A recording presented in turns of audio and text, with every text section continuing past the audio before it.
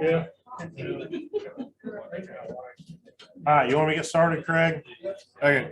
All right, so we appreciate the opportunity to be here with you guys this morning. See quite a few familiar faces in the room. For those of you that maybe I haven't met, my name is Lucas Haag, Extension Agronomist for K-State, based out of Colby.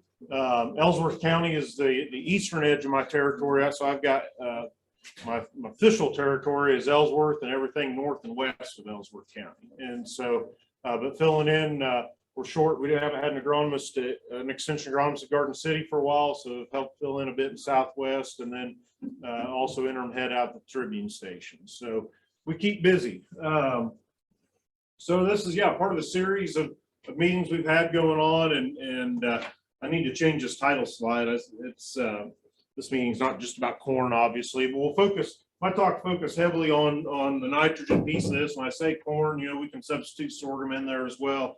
Pretty similar in terms of what we're talking about from a management standpoint when it comes to nitrogen. And hopefully I try and bring a little more of the economics piece into it. Craig's come around with the handouts, and so feel free to make notes, whatever. And then if there's questions, comments, rebuttal, just holler out, raise your hand while we're at that point in the presentation. So always easier to have those conversations as we go.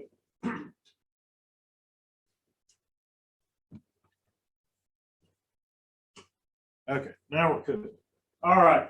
I think it's always good for some perspective, just to think about where we're at.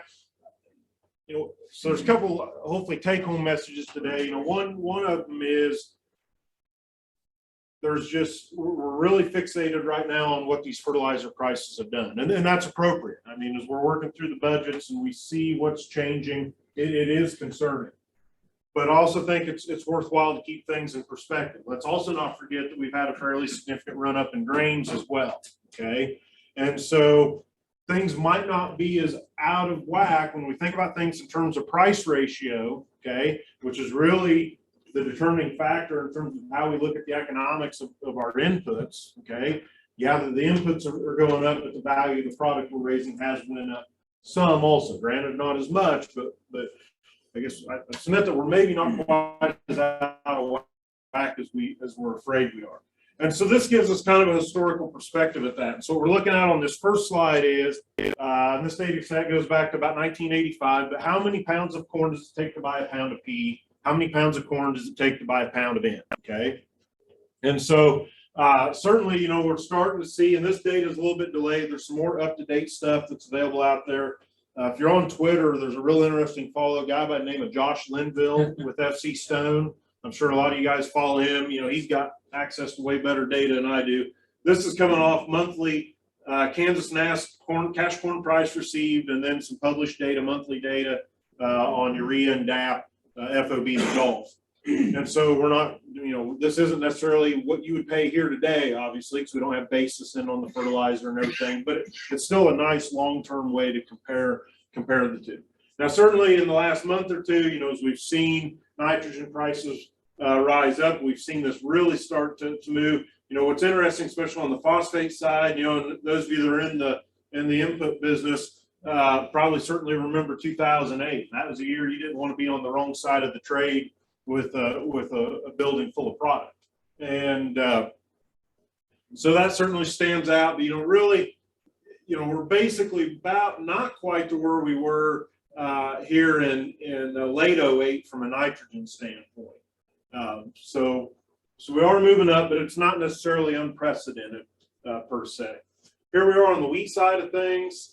And again, same thing. It's really been this uptick here recently. What's interesting is FOS has not, if we look at the percent change over the last, 6-8 months, really it's been more on the nitrogen side than the FOS side. The other thing I'll point out about this, and of course, hindsight's 2020, but the other thing that I think these relationships are kind of interesting for, and especially for phosphorus, is, and we had some meetings here, back here in the fall of 19. Fall of 19 was a real opportunity to build some soil test peat. If you had some ground that needed phos, that was a historically cheap time And if you had cash on hand, if you'd raised good crop, had, was trying to do some tax planning, there were some real opportunities in the fall of 19 to do some building of soil test P.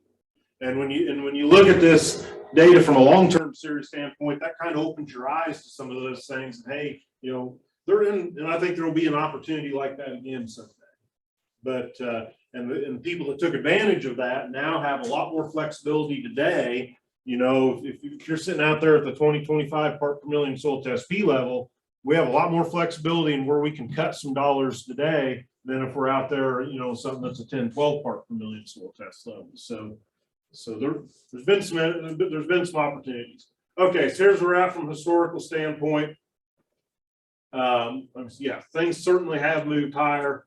We all know that, but we'll hopefully take a bigger, more comprehensive view of this by the time we're at the end of the talk. Okay, we're going to take a little bit of a sidetrack here and talk a little bit about the revised nitrogen recommendations that you'll see coming out of K-State, because this comes back a little bit later, how we can bring some economics back into this. And Dorvar can correct me if I get any of this wrong. This has largely been led by his group. He's had a postdoc and some grad students, but then we've got a committee at K-State of about, I don't know, 10 of us that meet and have worked together to kind of look at the best way of updating our recommendations. What data do we need, and which ways do we go? We're going to step back and take a little bigger view of this, because here 3-4 years ago, this really is what we did. We sat down table and said, okay, if we scrapped everything we had and we were starting, if we was going to rewrite the K-State nitrogen recommendations with a blank sheet of paper, what would it look like? Is what we've been doing for years, is it, should we continue at that, or should we look at something different? And part of what spurred that discussion is other states have moved to different systems over time as they've gotten more data or found approaches that better match their environment. And so some of these you're probably familiar with, especially, so much of the ag press, is focused on the Corn Belt. And so you've probably heard MRTN, maximum return to nitrogen. Okay. And so by and large, the approach taken by most of the Corn Belt states. Okay. So Iowa, Minnesota, Illinois, Indiana, okay, et cetera. They do have, each state kind of has their own specific implementation of that. If you go to Iowa State's website, they've got a really slick online tool. You pick your region of the state, you pick whether you're continuous corn or corn soybean. You put your corn price and your nitrogen price in, okay, and it kicks you out a recommendation. Okay, so now the thing about these is there's no profile in credit. We'll come back to why this is important. And the organic matter credit is kind of buried. It's kind of hidden within there. There's not an explicit deal where you put your organic matter factor in like we do with the current K-State equation. Okay. NDSU does kind of a blended approach. They do the MRTN, but they do account for profile in. Okay. And then we've got the mechanistic approaches. And so that's what we use at K-State. That's what Servitech, Colorado State, UNL, American Ag Labs, McCook, basically Oklahoma State, that's basically a mechanistic type approach is what everyone else basically in this region is using. Okay, so if we think about it a little bit, one of the main limitations is we sat down and thought about, okay, do we want to look at this type of system? Well, this requires a lot of data, a lot of field trials over a lot of years to kind of build these generalized recommendations to be able to say, okay, if I'm in, Ellsworth, Russell, Saline counties, then this is what we think the nitrogen response looks like in this geography over the long haul. It takes a lot of data and a lot of resources to build that type of data set. We simply didn't have that, and even if we started today, we'd be years away from having it. The other main limitation to this system is, we talked about this whole deal of profile in, okay? And that is a very, pretty substantial thing, can be in our cropping system, especially, from here, and especially as we go further west, okay? We can carry over a fair bit of profile in the profile. We got to be able to take away to account for that. So those are some of the limitations of going that sort of route. Okay, so let's talk about this mechanistic approach. This is what we've used in the past, and this is what our new recommendations are still going to use. But sometimes there's some confusion about what these actually mean. And so when we think about a mechanistic approach to making a nitrogen recommendation, what we're basically saying is, okay, for a given yield goal, what is the peak amount of nitrogen that crop is going to need in the season? Okay, and then I work backwards from there to figure out how much N I need to apply. But what we're really focused, what the number one question we're trying to answer is, what's that peak amount of nitrogen that crop needs for whatever my yield goal is? Okay, and so that's basically, so here's the real generalized formula. So we take yield goal times some factor. This is the uptake factor. Okay, and then we subtract off our other sources of nitrogen other than the fertilizer we're applying. Okay, so organic matter, what's in the profile, previous crop, is it corn after alfalfa or something like that? Okay, we bring those credits back in. So sometimes I hear people say, oh, that's a removal based system. Well, there's absolutely nothing in here that has anything to do with crop removal. Okay, removal has nothing to do with it. It's about making sure we meet the uptake needs of the crop. Okay, entirely based on that. And so here's kind of some of the raw data behind the scenes, and those of you that maybe done some of your own nitrogen trials or seen this stuff before, it won't surprise you that nitrogen response data is kind of noisy, right? We've got a lot of year-to-year variability. Yeah, okay, it's slightly better than a shotgun approach. We can fit some decent curves to it. And what you're looking at here is, so this is kind of, so this is nitrogen uptake versus yield. Okay, so this is not nitrogen applied. This is how many pounds of nitrogen did that crop uptake, okay, at the peak in order to meet whatever that yield was. Okay. One of the things you'll notice here, and there's several big things coming in our new recommendations. And the first being for corn, we're splitting out irrigated and dryland. Okay, traditionally we've treated them all the same. I think we know inherently, and what you can see in the figure here is, okay, take 160 pounds of nitrogen uptake. Okay, here on the dry land, we're coming in at about 160. And on the irrigated, we're coming in closer to 200. Okay, that's telling us, irrigated is just inherently more efficient per pound of nitrogen. Yes, sir. How do you determine that uptake of pounds of nitrogen in that corn plant? How's that determined? So it takes lots of undergrad student workers. Yeah, so basically what we're doing is well, typically try and get it right at black layer, or slightly before, certainly before we lose any leaf material. Basically going out and taking 8, 10, 12, 3, depending upon the size of the study, but going out and taking so many feet a row, run it through a chipper shredder and grind it up, and then that sample, and then that goes to the lab for nitrogen content analysis. So then we also dry down that plant sample, so we know how many pounds of above ground biomass we got. And then we get a nitrogen content, and so if you know how many pounds of stuff you got, and you know what percent of nitrogen it was, then we can calculate how many pounds of nitrogen we had above the ground in the plant. Yep. No, that's an excellent question. That's the crux of why this data is kind of a brute to get. And it's very labor intensive data to collect. Yep. Not very popular. Not popular. The only thing that's, Dan can get into this later, the only thing that's less popular than this is doing root work. And so, no, it's because then the other piece of it is, it's not like we're just going out and doing that in 1 or 2 plots. Typically we've got some type of rate study with 8 rates in it by 4 replications is 32 plots time. It's you spend days running stuff. I've got guys running stuff through your chipper shredder today. So you don't have another set of data that says this is how many pounds of nitrogen I applied to get this uptake in pounds. Okay, that'd be interesting to see that. Yeah, oftentimes we can get, oftentimes this type of data is coming out of an actual nitrogen rate study as well. I missed anything important there? So yeah, so that's kind of what's behind the scenes. And again, knowing that we're just inherently more efficient with irrigated, and that should make sense, right? If we're irrigating the crop, hopefully we've eliminated some what from the picture?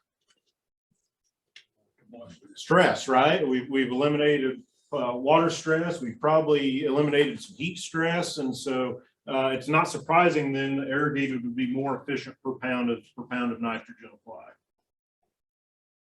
Okay, so why this? We got into this a little bit. Why did we take a mechanistic approach versus what other states have done? The big deal is residual nitrate. It's real, it's measurable, it's valuable, and so we got to be able to account for that in our recommendations here in Kansas. The other thing, if you remember, they're really in the MRTN approach, yield goal is not information you put into that. You don't pick a yield goal. Basically, the philosophy in their system is the optimal nitrogen rate's the same, regardless of your yield goal. Well, let's think a little bit about the uniformity of yield goal in Iowa versus Kansas. Okay, probably a little different world, right? In terms of across the state and what they're shooting for, as opposed to, we might be going from 60 bushel dryland at Syracuse to 300 bushel irrigated at Oxy to 120 bushel dryland here. And so there's a wide range of yield goals and environments that we're trying to make this system work in. So we got to be able to account for that. So again, we think about east-west area dryland, the wide range of soils that we deal with. We really need to be able to take that into account. Okay, so here's the old, maybe you've probably seen this before. Here's an example table out of our old publication. You can have the table for just a quick deal, or we give you the actual equation. But here's what it's been in the past. Yield goal times 1.6. So this represents total uptake. Okay. So if your yield goal is 100 bushel corn, this would say that crop is going to uptake 160 pounds at the peak. Then we'd subtract off whatever we have in the profile, 20 pounds per percent organic matter mineralization credit, and then any other credits we might have. So this is our old system. Okay, so many of you are probably familiar with that. Oh yeah, we take a little bit of a detour here. Okay, let's talk about this yield goal times 1.6 thing right quick. And that is, what about pounds per bushel? And I hear this a lot. Well, UK State guys are nuts. It doesn't take, I hear that on lots of things, not just nitrogen, but it doesn't take 1.6 pounds. I can do it on 0.7, 0.8, 0.9, whatever, stick the number in. And again, this goes back to a lot of this, see this a lot in the farm press, and producers and consultants want to think in terms of pounds per bushel. Well, it's a nice simple number for bragging rights. But and probably not a bad approach in the Corn Belt in places where they don't have significant amounts of profile carryover nitrogen. In Iowa, tile drained fields, high levels of moisture, how much profile nitrate do they typically start the spring with? They're basically, in most cases, they're kind of hitting the reset button every winter. That's also why they got nitrate problems in the Des Moines water supply. And so it's a very different deal than what we're dealing with here. So, and I would make the argument that in the vast majority of Kansas, if you don't know how much profile nitrate you started the season with and how much profile nitrate you ended the season with, this whole deal of pounds per bushel doesn't really mean a whole lot. Because give me some time, I can go find a field that's got 150 pounds of residual on it, and I could raise a pretty amazing crop on 0.3 of a pound per bushel. It would be my bragging rights. We'll ignore the fact there's 150 pounds of residual there to start with. Okay, and so I think we got to be careful how much weight we put into this type of summation of the season. I raised X bushel, so many pounds per bushel. It's like, do you know how much you started with? And if not, we probably don't know the real story. Okay, so that's my soapbox aside there. All right, so just to work through the back of the envelope math on this, just make sure. Okay, so we got 130 bushel yield goal, 130 times 1.6. Okay, so we're saying peak uptake of that crop is 208 pounds. Okay, we got 40 pounds in the profile, so subtract off that 40. If I've got 2.5% organic matter, 2.5 times 20 is a 50-pound credit. So again, this mechanistic approach, what's my peak need? Minus 40 in the profile, minus I'm going to get 50, I think, in mineralization, means my nitrogen recommendation is 118 pounds. Okay, now coincidentally, if you work that through, it does come out to 0.9 pounds per bushel applied. Now, the thing is, there's some limitations. Any nitrogen recommendation method at some level is kind of a best guess. It's a messy system. Okay, mineralization we just mentioned, hugely variable component to this. If we have wet, warm springs, I don't know, I'll put Norver on the spot. Okay, so we've got our gut feel factor of 20 pounds per percent of organic matter. In Kansas, what do you think the year-to-year range in that number can be? Oh, no. 5 to 100? Because there's not only that, there's also leaching or denitrification at the same time, right? So Yeah, but even if you ignore that, again, this is a microbial driven process. So we go back to what is temperature, what is moisture. We talked a little bit about that earlier. You can have an ideal situation. You have a lot of mineralization. Right? You have good moisture and good temperature for microbial activity, then yes. So yeah, there's going to be a lot of variability from year to year and from location to location. So huge. I mean, huge, lots of moving pieces there. The mineralization thing, Dan mentioned the different loss mechanisms. So again, it's our best guess. Okay. All right. So here's the new K-State nitrogen recommendation for corn.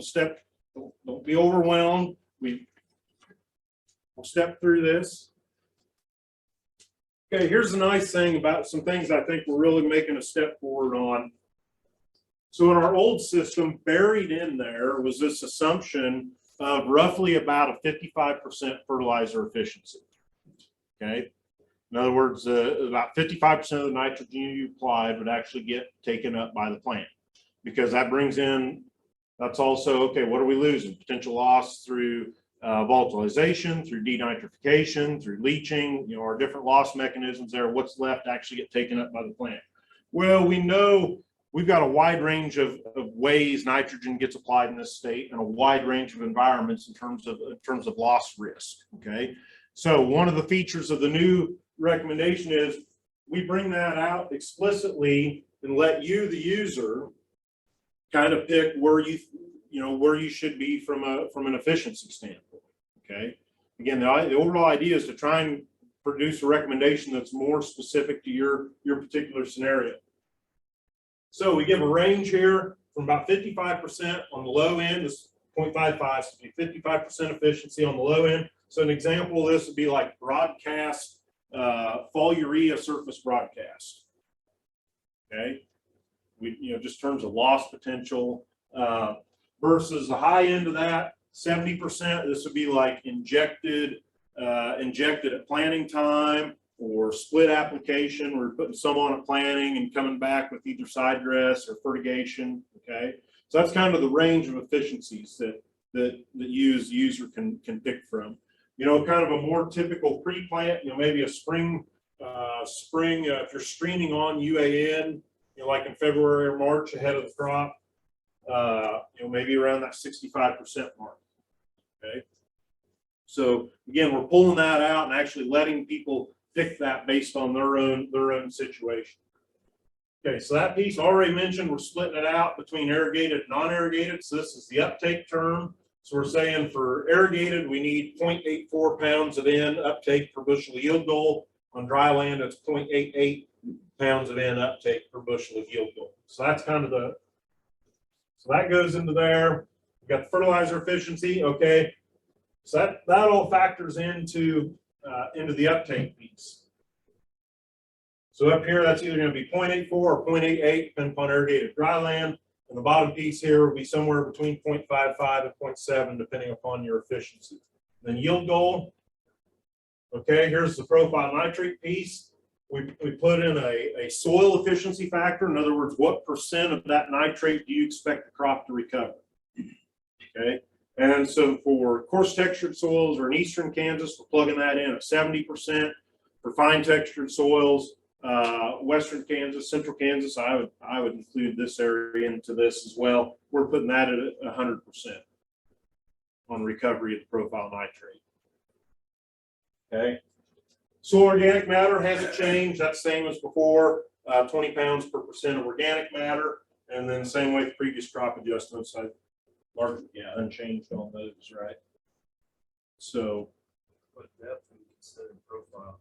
I'm sorry. What depth are you considering for the profile? Yeah. So, question: what depth for profile? So, ideally we'd like to have 24 inches. Now, obviously, that's not always doable, right? And so, but ideally we'd like to have 24 if possible. But you know, it kind of goes back to, I mean, obviously I'm sure we got some examples of some really shallow soils where effective rooting depth might not be 24 inches. I would say in general, most people underestimate how deep a corn plant can root. You know, at least like in our good silt loam soils out west, you know, it's not uncommon for us to see rooting 6-7. We'll see soil water depletion to 6-7 feet on corn and wheat, actually. Wheat against 6. Yeah, deeper is better. Up to the 24 is what we'd like to have. Yep, good question.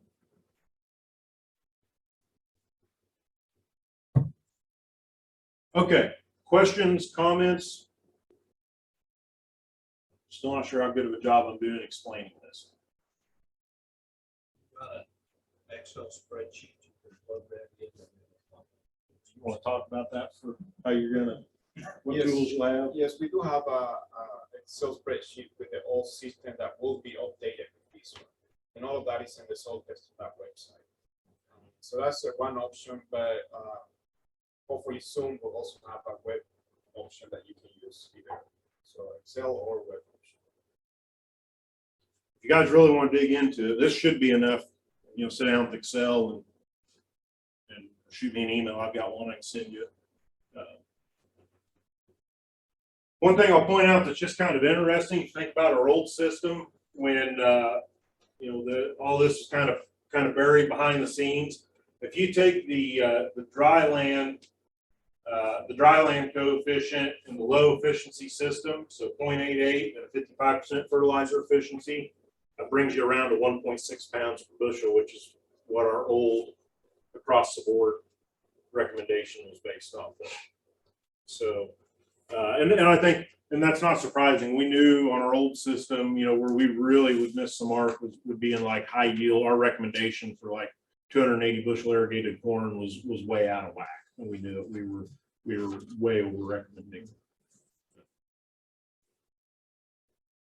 Okay, sorghum, essentially the same structure. You'll notice we don't have enough data to really split out irrigated versus dry land, and so we're leaving that together at this point in time.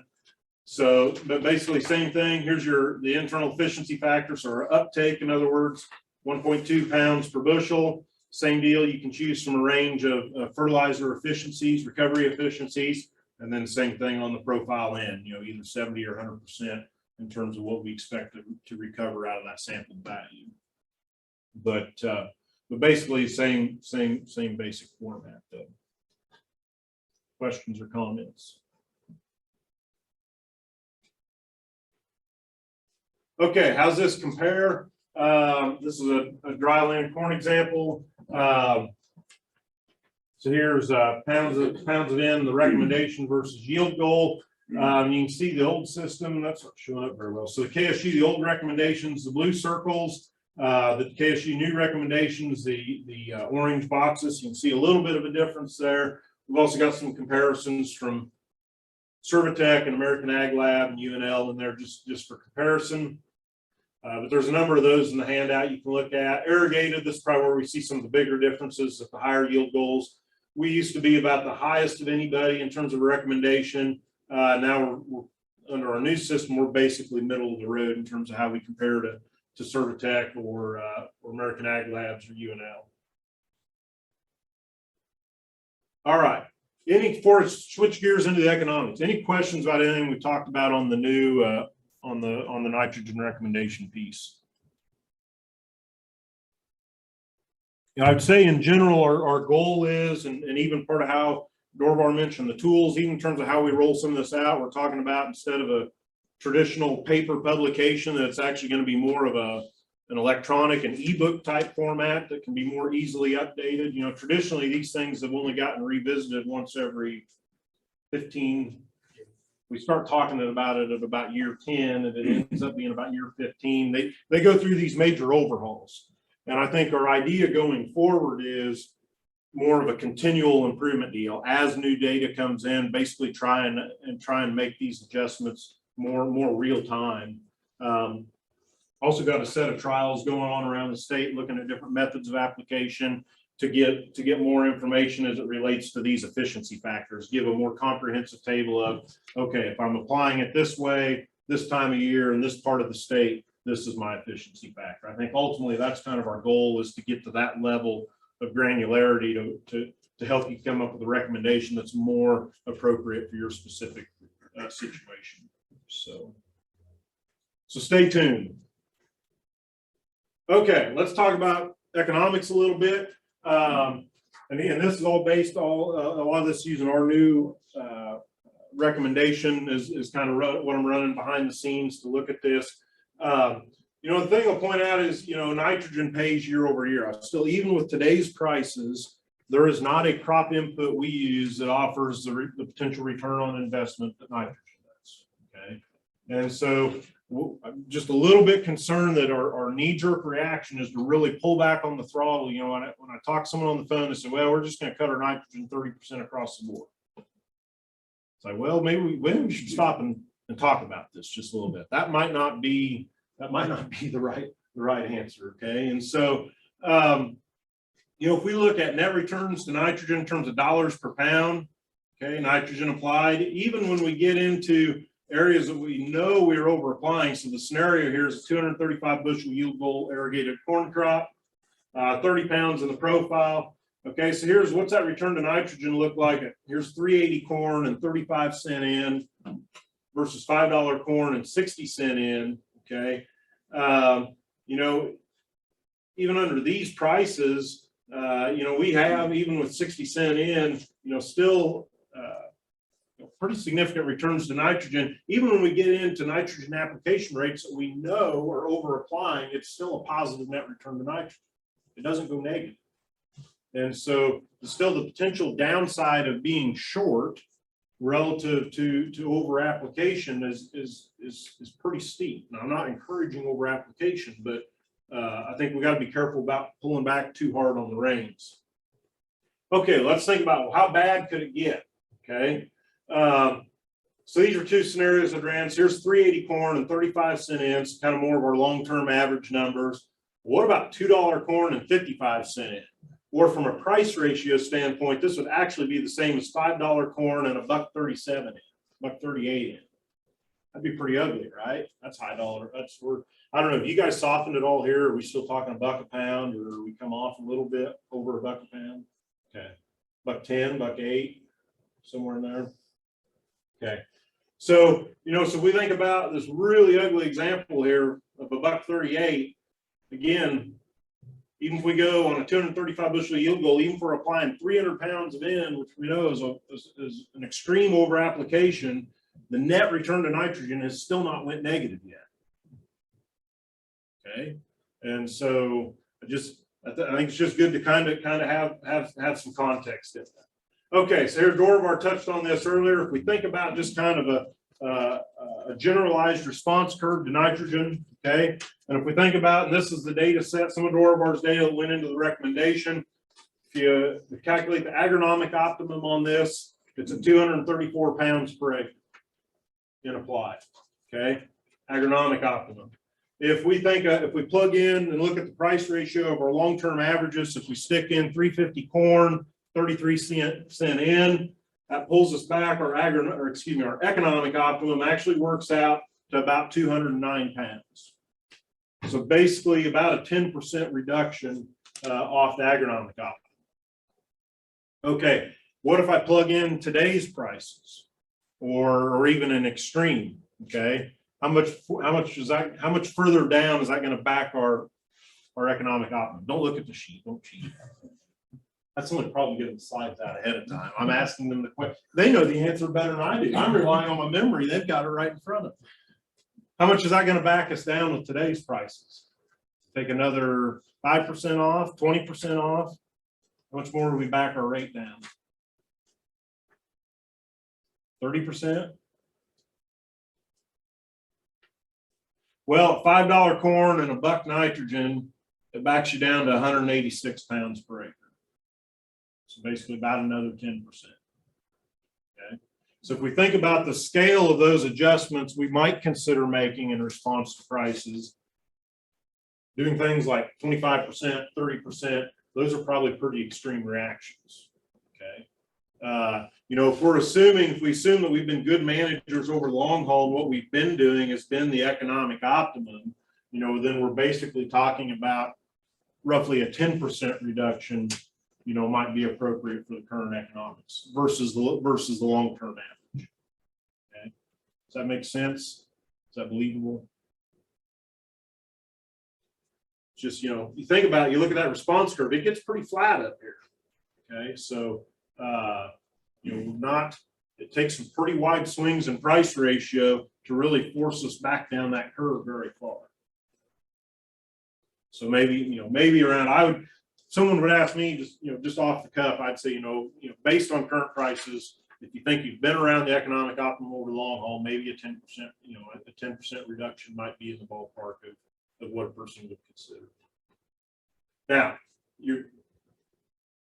there's a risk management thing in here too, and that's the challenge of being in a highly variable environment. Is you also don't know, you know, especially on non-irrigated acres, we'll know a lot more in spring. We'll see, you know, if we got full profile water or where we're at. Okay, so I basically said applying whatever end it takes to meet the yield goal within reason is kind of a no-brainer, even at today's fertilizer prices. So where's their money? Where are their opportunities right now? So where are some economic choices? Number one is the importance of using a proper yield goal. Okay, that certainly gets more challenging as we're talking about dry land environments, you know, heavily water driven. You know, last year we went into spring out west with a completely full profile. And so people changed their management. We upped seeding rates, we upped nitrogen rates. Now, this year it did not work out. We ended up we got burned on that. But I would still argue that if you did that over 100 years, that was probably still the right thing to do. Because who wouldn't want to start the year with full profile, right? We know just inherently our odds for success are better when we start the year wet than dry. But keeping that in context, picking that right yield goal, being reasonable in terms of our expectations. Number one way a lot of people could do to save nitrogen, save money on nitrogen, is pick a more realistic yield goal to start with. Number two is knowing what we have. And so this is really important if we screwed up step one last year. We fertilized for 120 bushel corn and raised 50. It's pretty important to know how much nitrogen is out there in the field, back to this profile sampling thing.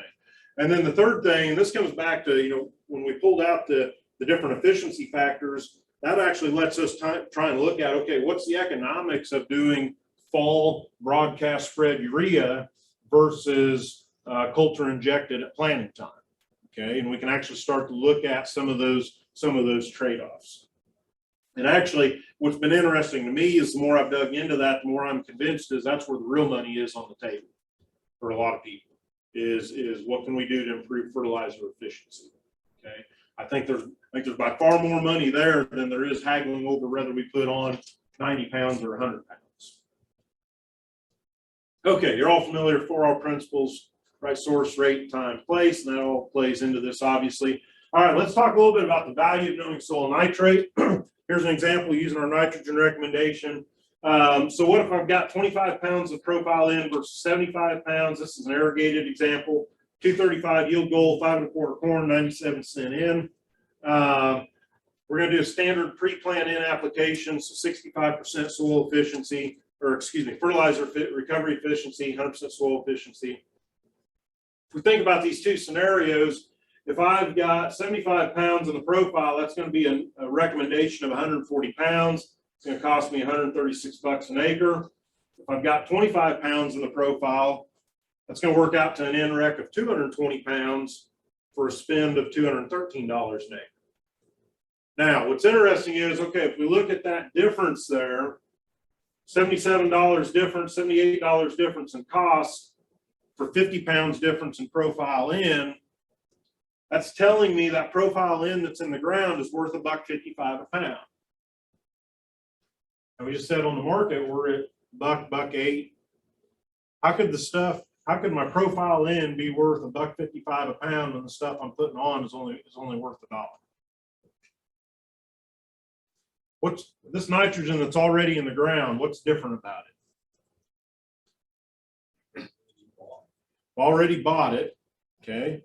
And so as part of that, we're on the right track here. It's already taken up, it's in the soil, right? It's available. We think about, go back and thinking about efficiency, okay? You think about all these potential loss mechanisms on nitrogen. We think about volatilization, denitrification, leaching. You can kind of think of that, it's kind of like paying a tax, right? We've already paid the taxes on this. We've already taken our hit from a loss standpoint, okay? And that's why it's got a higher economic value. We've already paid that loss tax. We've already taken that efficiency hit of how much we lose in the process of getting it applied and getting it into the ground. Does that make sense? Okay, so that's what gives that nitrate in the ground a higher economic value. So we've already paid that loss penalty on it. And so, you know, again, if we've got some $1.55 nitrogen we've already paid for, we probably want to use that before we put on some of the stuff that's $1 a pound. Okay, we haven't paid for yet. Here's a Dryland example, 135 bushel yield goal, same prices. If we've got 80 pounds residual, that'd be an NREC of 10 pounds for a cost of $9.70 an acre. If we've got 15 pounds residual, that'd be a REC of 95 pounds for 92 bucks an acre. So a difference of $82 for 65 pounds profile in this particular example, that stuff in the ground is worth about $1.50 a pound. Okay. So again, I think I'll sound like a broken record, but just the value in having that soil sampling information. I mean, there's hardly a year when it doesn't pay, but I don't think you could come up with a year where it wouldn't pay more than where we are right now. Amount of time. I feel like I'm a little long. What time do you want me done? 4 minutes. Yeah. Oh. I was kidding. No, Deanne's anxiously waiting. Okay. I spent more time on NRECs than I anticipated. All right. Now here's the economics differences in timing and placement. So let's think about, here on this back to an irrigated example. And I'm sorry, I've got a lot of irrigated examples in here because we were in Scott City and Sublette last week. I know we don't have as much irrigated out here. But the point I think is valid nonetheless. Now this is under some old economic values. So there's kind of long-term averages. So we're at 380 corn, 35 cent in. Okay. So this is looking at broadcast fall applied versus injected and split applied. Same yield goal, same profile, same soils, same organic matter. This is just illustrating the economic difference for a practice that has a 55% efficiency versus a 70% efficiency. What's the value in changing how we apply nitrogen? What's the economic value in making that change? Okay, at long-term prices, this scenario would say it's worth about 19 bucks an acre. Okay, that's what I could save on my nitrogen inputs by doing injected or split applied versus a broadcast fall applied. Let's go. Okay, we stick today's prices in there. How much do you think that's going to jump? Oh, I just gave it away. Is it going to change? Okay, same. Only thing I've changed is the prices. 5 1/4 corn, 97 cent in. Now we're talking about a spread of 53 bucks an acre. What's driving that? Well, it takes that much more nitrogen to hit the same yield goal when I'm putting it on with a practice that has 55% efficiency versus a practice that has 70% efficiency. Does that make sense? Is that believable? Okay. This is where I was an ag engineer before I was an agronomist, so I like iron. What farmer doesn't like buying iron, running iron, right? Okay. So this is where you can start doing some math. And actually, my brother and I have been working through this. My brother would like he wants a high-speed coulter rig. And those are expensive. And so it's like, okay, well, how much can you, so the question is, of course, he wants a big one. Well, how big a one can I afford? Well, this is where actually, if you actually have some numbers looking at the efficiency piece of this, you can actually go through, it's not very hard to get from here to figuring out, okay, what type of investment can I justify to change how I'm applying my nitrogen? Okay, that's real money. Now, hopefully we're not in this scenario year over year from a pricing standpoint, okay? But even under more normal times, $19 an acre is not insignificant, okay? You can make some investments in high speed and high rigs or liquid rigs or whatever, however you want to approach it. That will support some serious investment in order to get to a higher level of efficiency, even at 35 cent in. So anyways, I think there's a lot that can be looked at there. Economics of product price, timing, and placement. We've had a weird deal in Northwest Kansas last couple of years where actually we could buy UAN cheaper than we could urea on a pound for pound basis. Okay, and of course my gut reaction is if you can ever buy UAN cheaper than urea, I don't know why you wouldn't. You've got a product that has half the volatilization potential. Well, some people argue, in terms of how you're set up to apply stuff, but there are some certainly if it's cheaper and you're basically getting a free inhibitor on half the pounds of nitrogen you're putting out there, it's worth considering. But I think the bigger picture is, what's the value of being flexible and being able to take advantage of that? So what about broadcast fall applied urea versus injected UAN? We've got two different things going here. Well, this is all the same price. I'm sorry. So you can see the spread there, about 31 bucks an acre. But what if we put a price difference in it? We're also ignoring the differences in volatilization risk. I took that slide out. It's even bigger if you can buy one product cheaper than the other. Okay, so it also goes back to what's the economics, what's the potential return for my ability of being flexible on the farm. Okay, having that flexibility of, hey, if dry is cheaper, I hire co-op blow it on, or I put it on with the air seeder, with the air cart, and if it's liquid, I stream it on. But having that flexibility, some years we can see a significant return from having that capability. Okay, just a few closing slides. I just updated these this weekend. We'll go into more depth on this at Cover Your Acres next week. This is work started by Terry Cassins and Kevin Dubetter years ago, looking at the economics of soil sampling. I updated it here with recent prices. So this is what's the cost of being wrong. Let's focus on, we talked a lot about nitrogen. I'll focus on the phosphorus deal here for a minute.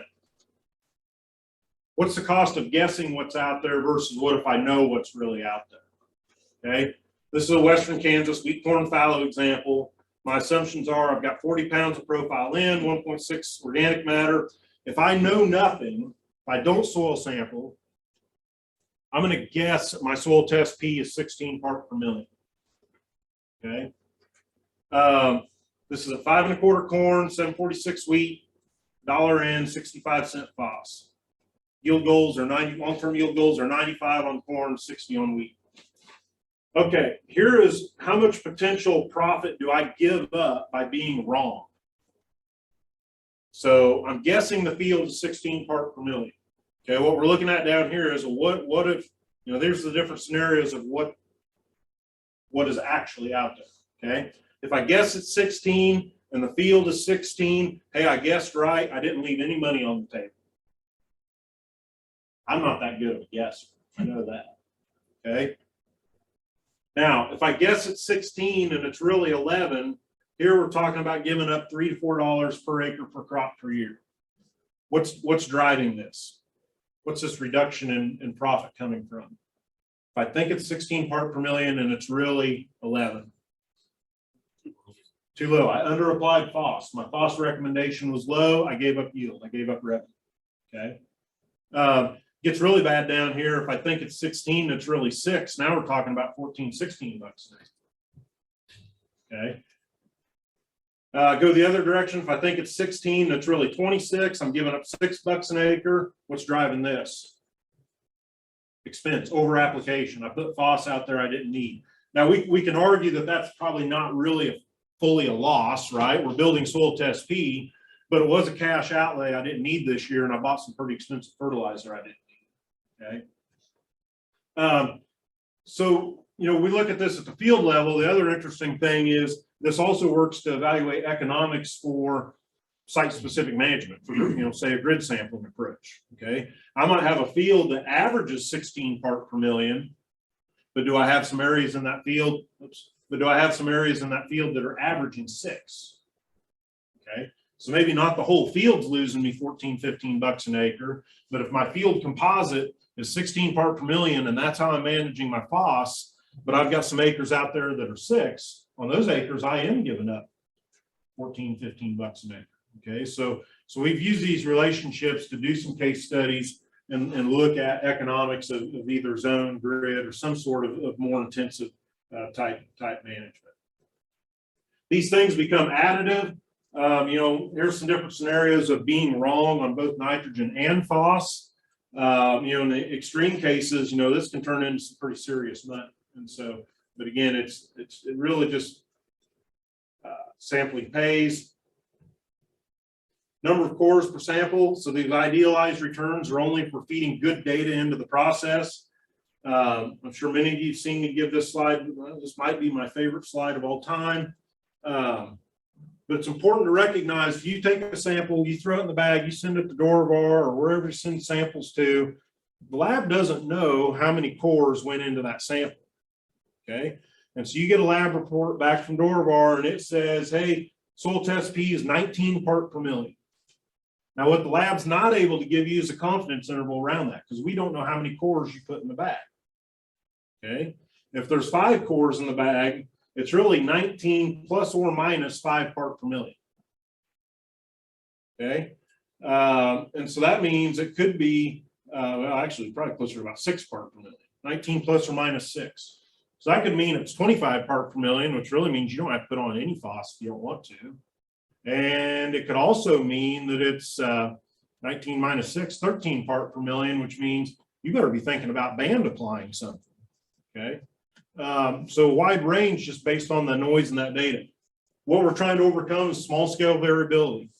Did I band apply some FOS in years prior? Do I graze livestock on the ground? All of that man-made variability on top of the fact that we know there's a lot of natural variability out there.